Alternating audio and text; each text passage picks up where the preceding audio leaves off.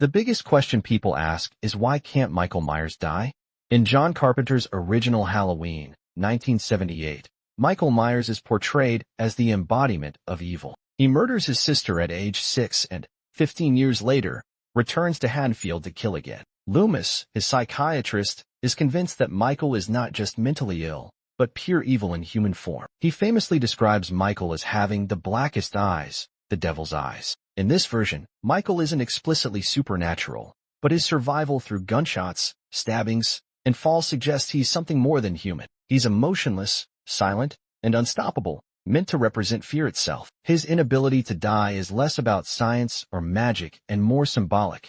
Evil doesn't die easily. The timeline also adds a supernatural reason for Michael's resilience. In Halloween, The Curse of Michael Myers, 1995, we learn about the Curse of Thorn, an ancient druid symbol tied to a cult. The curse grants Michael near immortality and supernatural strength, but in exchange, he must kill his entire bloodline. The Cult of Thorn essentially controls Michael, using him as a tool to carry out ritualistic murders. This storyline explains his unnatural ability to survive mortal wounds and return again and again. He's powered by a dark, mystical force. While some fans found this interesting, many thought it was too convoluted and took away the mystery that made Michael scary. Still, it gives a clear reason why he can't die.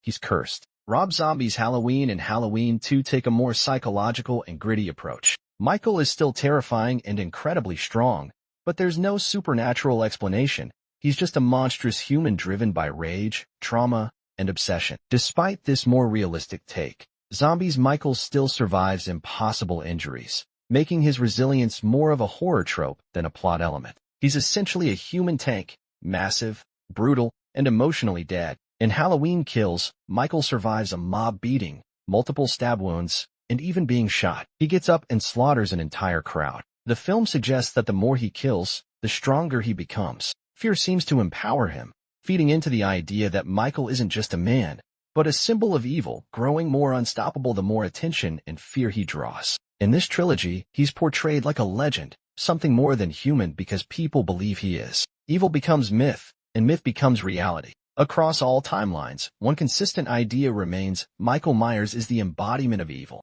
He doesn't speak, doesn't run, doesn't show emotion. He walks steadily toward his victims, unaffected by pain or injury. Whether explained by curses, psychology, or fear itself, Michael represents something you can't escape. You can shoot it, stab it, burn it, but it keeps coming back. Some horror fans and scholars even compare him to death itself, slow, inevitable, and always following.